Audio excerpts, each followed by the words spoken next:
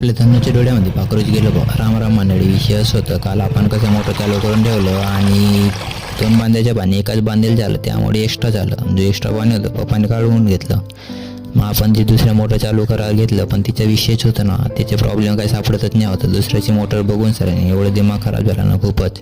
आम्ही विचार करत होतो आमच्या मोटरचा काय प्रॉब्लेम आहे. जो वायर एक्स्ट्रा होता तो वायर काढून घेतलं अगोदर, तर त्याच्यानं नादामध्ये आपल्या वायरलाच लावून घेतलं.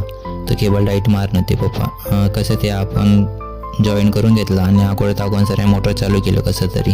मग यांच्या नादामध्ये तिकडे जायला माणूस विसरलं आणि तिकडे पाणी एक्स्ट्रा झालं. कसं तरी ते पाणी एक्स्ट्रा झालं, ते खाणं बांधलं आणि घराकडे निघालो तर काय आपल्या गाडीचं काय लाईट बंदच होतं. त्यामुळे कसं तरी घरापर्यंत गेलं मोबाईलच्या टॉर्चनी. घरी गेलं आणि पाण्याला सुरुवात झाली. त्याला दिवसभर या पाण्यासाठी तेवढं धावपळ केलं आणि विशेष झालं. परवाला देत आहे तर चपळ बाळके देत आहे, यालाच म्हणतात खरं.